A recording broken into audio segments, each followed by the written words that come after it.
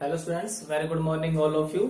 हम अपने last lecture में मॉलिक्यूलर ऑर्बिटल थ्योरी को डिस्कस कर रहे थे, है ना। हमने पढ़ा कि linear combination of atomic orbital का मतलब क्या होता है, फिर जो मॉलिक्यूलर ऑर्बिटल्स होते हैं वो बनते कैसे हैं और कितने टाइप के होंगे, बॉन्डिंग और एंटी बॉन्डिंग क्या होंगे, है ना। तो वो सब हम पढ़ रहे थे, उनकी रिलेटिव एनर्जी कि किसकी एनर्जी कम होगी, क्यों होगी और किसकी ज्यादा होगी, कौन बॉन्ड बनाने में हेल्प करेगा, कौन से मॉलिक्यूलर ऑर्बिटल्स फिल होंगे तब बॉन्ड स्टेबल होगा। तो ये सब हम बात कर चुके थे।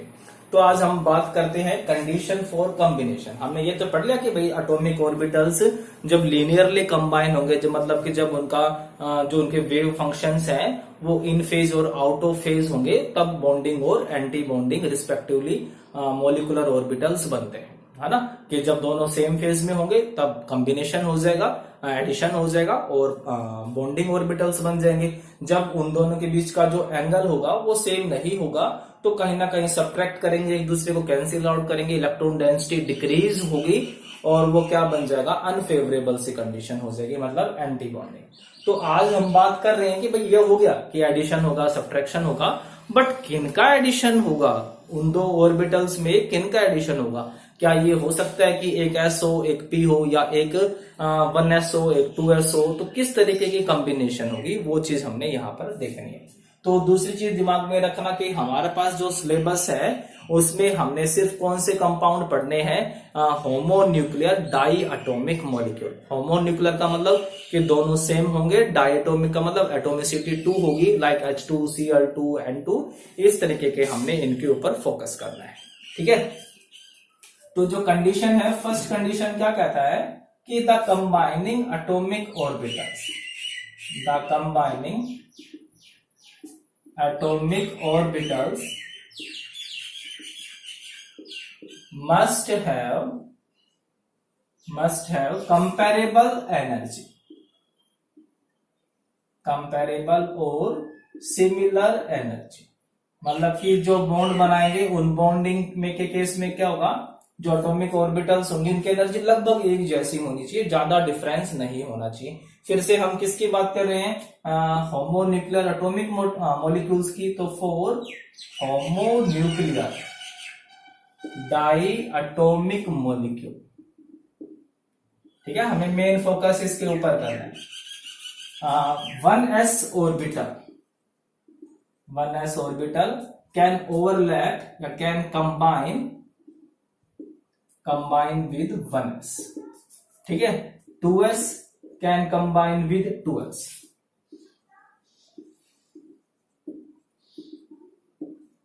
एटसेट्रा, ठीक है। ध्यान बनाइए कि 1s होगा वो 2s भी हमने कोई ऐसा ले लिया, जैसे कि N2 की बात करूं, 1s2 2s2 2p3, ठीक है। N2 मतलब दो नाइट्रोजन के एटम्स हो गए, दोनों का कॉन्फ़िगरेशन ये होगा 1s2 2s2 2p3। तो कहते हैं कि जो फर्स्ट नाइट्रोजन है उसका 1s ले रखा है तो दूसरे नाइट्रोजन का भी 1s ही लेना, ये नहीं कि इसका 1s और इसका 2s, है ना। आप ऐसे क्रॉस मैचिंग करवा दो कभी डिजाइन के चक्कर में, तो वो क्या हो जाएगा, वो गलत हो जाएगा। कि अगर मेरे पास, फिर से कंडीशन क्या है, होमोन्यूक्लियर डाई एटॉमिक मॉलिक्यूल्स के लिए चल रहा है सब। तो अगर एक एटम है उसका 1s है तो दूसरे का भी 1s ही होगा, अगर पहला 2s है तो दूसरे का भी 2s होगा, अगर दूसरा 2p है तो दूसरा भी 2p होगा। हम उनके जो मेन शेल है उनको चेंज नहीं कर पाएंगे। तो आगे बात समझ में, तो सिर्फ वही ऑर्बिटल ओवरलैप कर पाएंगे, कंबाइन हो पाएंगे जिनकी एनर्जी कंपैरेबल होगी। तो दूसरी कंडीशन क्या कहता है, the combining atomic orbitals, the combining atomic orbitals must have same symmetry, must have same symmetry along internuclear axis, along internuclear axis. Internuclear axis कह सकते हो या फिर क्या कह सकते हो, मोलिकुलर एक्सिस, मतलब विद रिस्पेक्ट टू कह सकते हो कि जो इंटरन्यूक्लियर एक्सिस है भी वो हम एक्स एक्सिस के अलॉन्ग लेते हैं, वाई एक्सिस या जेड एक्सिस के अलॉन्ग, कोई भी ले सकते हो। तो जनरली हम कौन सा मान लेते हैं, जेड एक्सिस ले लेते हैं। तो जेड एक्सिस के अलोंग उन दोनों की जो सिमेट्री है वो दोनों की सिमेट्री सेम होनी चाहिए। अगर वो एक परपेंडिकुलर है तो दूसरा भी उसके परपेंडिकुलर होगा, मतलब दोनों क्या होने चाहिए, पैरेलल डायरेक्शन में होने चाहिए। ठीक है, for example px can combine with px, py can combine with py, इस तरीके से। अब जो स्फेरिकल है ना, जैसे ये स्फेरिकल हो गया तो इसकी डायरेक्शन तो कोई है ही नहीं, है ना, इसकी तो कोई भी डायरेक्शन ले सकता हूं, तो ये किसके साथ कंबाइन हो सकता है, pz के साथ, क्योंकि दोनों का इंटरन्यूक्लियर एक्सिस, दोनों का जो एक्सिस हो गया वो मोलिकुलर एक्सिस के अलॉन्ग हो गया। तो कहता है कि सिर्फ वही ऑर्बिटल कंबाइन हो सकते हैं, मतलब एडिशन और सब्ट्रैक्शन हो सकता है जिनका जो सिमेट्री है वो दोनों की सिमेट्री सेम होगी along internuclear axis. Internuclear axis के अलोंग दोनों की सिमेट्री बिल्कुल सेम। जैसे कि मैं कह दूं कि एक मैं ले लेता हूं px और दूसरा ले लेता हूं py, तो क्या हो जाएगा, गड़बड़ होगी, तो ये एंटी बॉन्डिंग नहीं बनेगा, ये क्या बन गया, नॉन बॉन्डिंग, मतलब कि कोई बॉन्डिंग एक्चुअल में वहां पर हो ही नहीं पाएगी, वो गलत हो जाएगा। ठीक है, फिर तीसरी कंडीशन क्या कहता है कि जो ओवरलैपिंग होगी, the extent of overlapping should be very large. ठीक है, जो एटॉमिक ऑर्बिटल जो ओवरलैप कर रहे हैं तो उनकी ओवरलैपिंग ज्यादा से ज्यादा होनी चाहिए, क्योंकि जितनी ज्यादा ओवरलैपिंग होगी, एक्सटेंट जितना ज्यादा होगा, बॉन्ड उतना ही स्ट्रॉन्ग बनेगा। ठीक है, ये तो बेसिक सी कंडीशन हो गई। तो थर्ड कंडीशन क्या कहता है, the extent of overlapping, the extent of overlapping of combining atomic orbital, of combining atomic orbitals should be large। जो एक्सटेंट ऑफ ओवरलैपिंग है वो बहुत ज्यादा होनी चाहिए, ज्यादा से ज्यादा एक दूसरे के ऊपर ओवरलैप करे। ठीक है, आज हम बात करते हैं कुछ क्वेश्चंस की। आपने बताना है कि किसमें, मैं ले रहा हूं कि दो एटॉमिक ऑर्बिटल लेके चलूंगा, आपने बताना है कि बॉन्डिंग होगा कि एंटी बॉन्डिंग होगा, साथ में सिग्मा बॉन्ड बनेगा कि पाई बॉन्ड बनेगा। ठीक है, तो मैं कुछ क्वेश्चंस लिख रहा हूं। 2s plus 2s, 2px minus 2px, ठीक है, 1s माइनस 1s, और 2pz प्लस 2pz, ये चार है। इनके बारे में आप एक मिनट के लिए सोच सकते हैं कि जब इनकी ओवरलैपिंग होगी, इन एटॉमिक ऑर्बिटल्स की कॉम्बिनेशन होगा, तो फिर यहां पर क्या बनेगा। ठीक है, यहां पर क्या बनेगा, हो गया। तो अब देखो यहां पर 2s और 2s, तो 2s और 2s ss की ओवरलैपिंग होती है, तब क्या बनता है, सिग्मा बॉन्ड बनता है। तो सिग्मा बन गया, प्लस है बॉन्डिंग होगा, है ना, बॉन्डिंग के लिए हम कुछ भी नहीं लगाते हैं, और कौन सा बन रहा है, ये 2s, तो सिग्मा 2s हो गया। अब 2px और 2px, तो px क्या होता है, perpendicular to internuclear axis side wise overlapping, so form pi bond. ठीक है, माइनस है, एंटी बॉन्डिंग बन जाएगा, और कौन से के बीच में है, 2px, तो ये सबस्क्रिप्ट में आप लिखोगे। ठीक है, फिर से 1s सिग्मा बॉन्ड बनेगा, बट माइनस आ गया, है ना, दोनों के जो फेज होंगे वो आउट ऑफ फेज होंगे, तो क्या बन जाएगा, एंटी बॉन्डिंग। और कौन है ये, 1s है। 2pz, ठीक है, z है ना, तो फिर से क्या बन जाएगा, सिग्मा बॉन्ड बनेगा, 2pz, और बॉन्डिंग ऑर्बिटल है तो हमने कुछ भी नहीं लगाना। तो आगे ना बात समझ में कि इनके नेमिंग कैसे देनी है, तो ये नेमिंग आप जरूर ध्यान रखोगे, हमारे पास काम आएगी ये। ठीक है, नेक्स्ट आता है हमारे पास फिलिंग ऑफ मोलिकुलर ऑर्बिटल। हमने मोलिकुलर ऑर्बिटल्स बना ली, अब बात कर लेते हैं इनका कॉन्फ़िगरेशन कैसे लिखना है।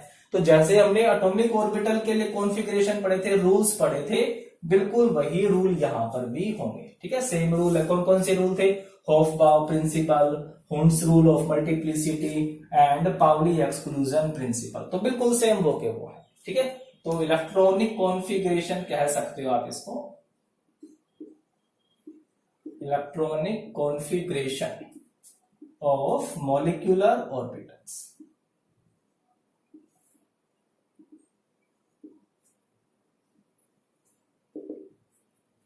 तो सबसे फर्स्ट आता है हमारे पास हॉफबाउ प्रिंसिपल।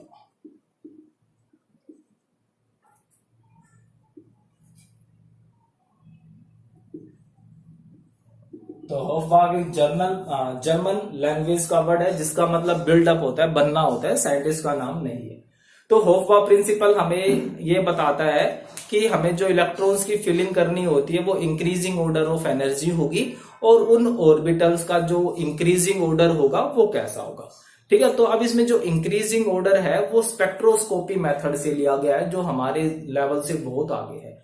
ठीक है, तो वो वहां से स्पेक्ट्रोस्कोपी से है, तो उसके चक्कर में हमें ज्यादा टाइम वेस्ट करना भी नहीं है, कभी हायर बुक से पढ़ना स्टार्ट कर दो। ठीक है, तो वो उसका कोई लॉजिक नहीं है, ना ही आईआईटी और नेट से वहां से कोई ऐसा क्वेश्चन उठने वाला है। तो क्या कहता है होफबाउ प्रिंसिपल के अकॉर्डिंग, इलेक्ट्रॉन्स आर अरेंज या fill in different molecular orbitals according to their energies,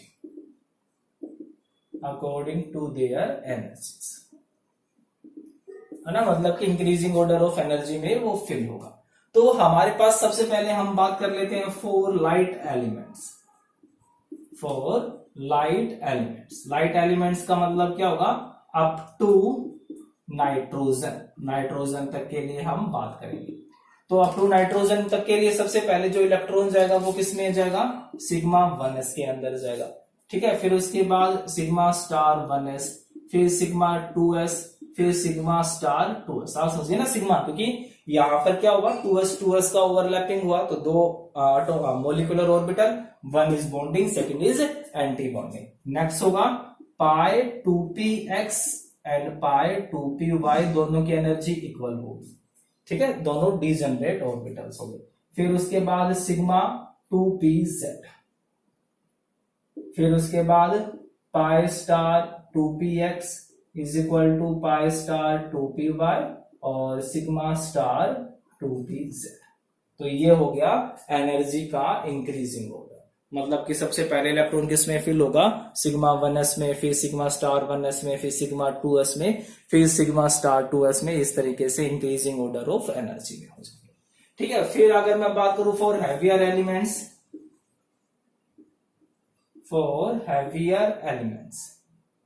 heavier element का मतलब O2 और F2, है ना, नियॉन में तो बॉन्ड बनता ही नहीं है। तो इस केस में क्या हो जाएगा, सबसे पहले सिग्मा 1s, फिर सिग्मा स्टार 1s, फिर सिग्मा 2s, फिर सिग्मा स्टार 2s, और फिर क्या हो जाएगा इसमें सिग्मा 2pz। ठीक है, यहां पर थोड़ा सा चेंज आएगा, and this is due to interaction between 2s and 2p orbitals. ठीक है, फिर वो भी स्पेक्ट्रोस्कोपी मेथड से लिए हुए हैं, तो आप सिंपली ये याद रख सकते हो। फिर पाई 2px और पाई 2py, फिर सिग्मा स्टार 2px, पाई स्टार 2px, पाई स्टार 2py और सिग्मा स्टार 2pz। तो z के साथ हम सिग्मा बॉन्ड इसलिए ले रहे हैं क्योंकि हमने मान लिया कि जो इंटरन्यूक्लियर जो मोलिकुलर एक्सिस है वो z एक्सिस है, इस वजह से। ठीक है, उसके बाद आता है हमारे पास सेकेंड रूल, होन्स रूल। अब होन्स रूल क्या कहता है कि जो पेयरिंग ऑफ इलेक्ट्रॉन वो तभी होगी जब तक जो molecular orbitals of same energy fill नहीं हो जाते, सिंगली ऑक्यूपाई नहीं हो जाते। होन्स रूल क्या कहता है ये rule,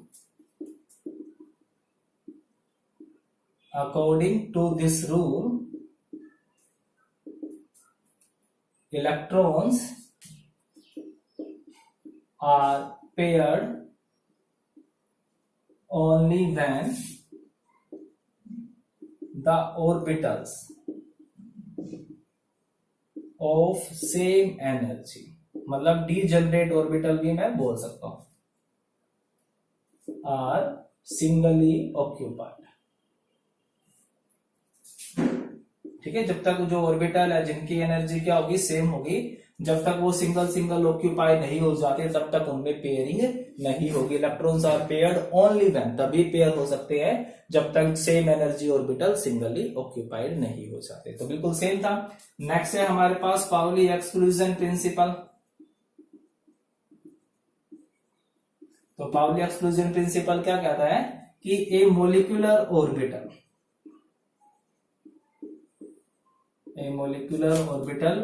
can have maximum of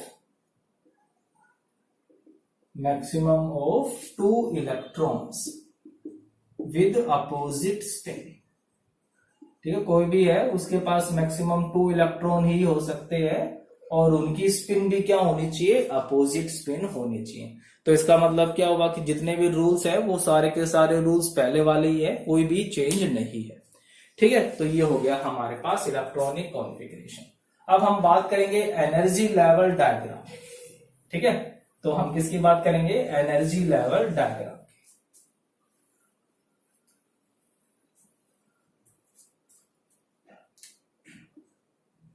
तो नाम से ही पता लग रहा है एनर्जी लेवल डायग्राम का मतलब क्या होगा कि हमने जो फिलिंग इलेक्ट्रॉन्स की करनी है वो एनर्जी के बेसिस पे करनी है। तो हम पहले एग्जांपल किसके ले लेते हैं, लाइटर एलिमेंट्स के ले लेते हैं। ठीक है, तो आज हम बात कर लेते हैं सिंपल से लिथियम 2 की। अब मुझे लिथियम 2 के लिए बनाना है तो सबसे पहले मैं लिथियम लूंगा। फिर लिथियम 2 का मतलब क्या हुआ कि 2 एटम्स ऑफ लिथियम होगा। लिथियम का कॉन्फ़िगरेशन क्या होता है, 1s2 2s1, एटॉमिक नंबर 3 होता है। तो टोटल कितने ऑर्बिटल हो गए, 2। तो लिथियम 2 में कितने हो जाएंगे, 4। टोटल 4 एटॉमिक ऑर्बिटल्स हो गए। तो जो मोलिकुलर ऑर्बिटल्स भी होंगे वो भी कितने बन जाएंगे, 4 मोलिकुलर ऑर्बिटल्स बनेंगे। अब एनर्जी कम किसकी होगी, 1s की कि 2s की।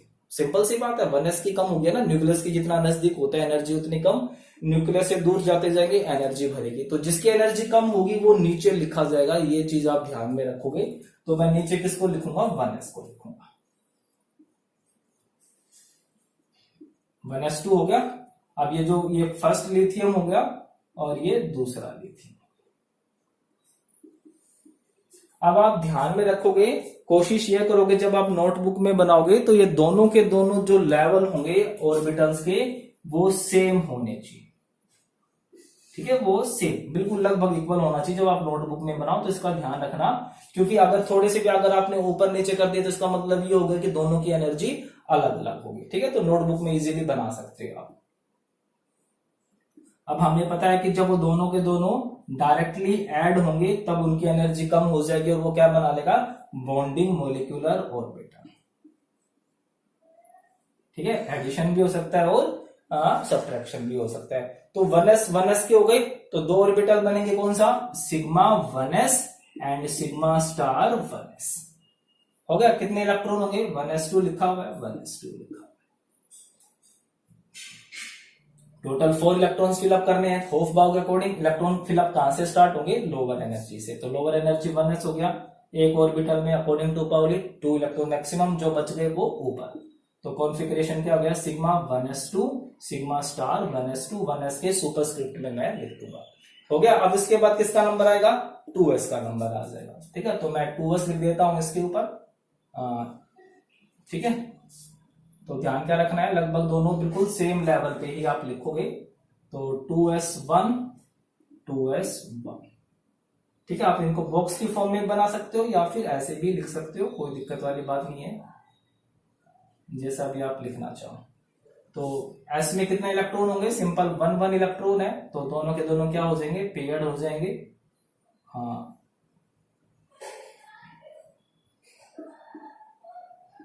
ठीक है, और ये क्या रह जाएगा, खाली रह जाएगा। तो क्या बन जाएगा, ये सिग्मा 2s2 और सिग्मा स्टार 2s क्या रह जाएगा, खाली हो जाएगा।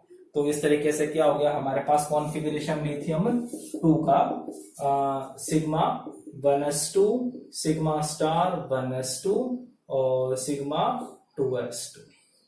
ठीक है, तो इस तरीके से हमने ये सारे के सारे फिलअप करने हैं। जो हमने होफबाउ प्रिंसिपल में जो हमने लेवल पढ़ा उसी के अकॉर्डिंग हमने इलेक्ट्रॉन्स को फिलअप कर देना है। ठीक है, तो हमने बस जो चीज क्या ध्यान रखनी है कि जितना ये लेवल से ऊपर जाएगा बिल्कुल उतना ही नीचे आएगा, क्योंकि टोटल सम ऑफ एनर्जी इसके इक्वल ही रखनी है। तो आप नोटबुक में इस बातों का ध्यान में रखना, जितना नीचे उतना ही ऊपर, ताकि एवरेज वैल्यू इस लाइन के इक्वल हो जाए। क्लियर है, तो कर लोगे ना ये। तो हम अपने नेक्स्ट लेक्चर में बाकी जो एटम्स एलिमेंट्स हैं उनके लिए एनर्जी लेवल डायग्राम स्टडी करेंगे, साथ में इनकी एप्लीकेशंस क्या क्या होंगी, हम इनसे कौन कौन सी बातें निकाल सकते हैं वो सब भी डिस्कस करेंगे। Okay, thank you.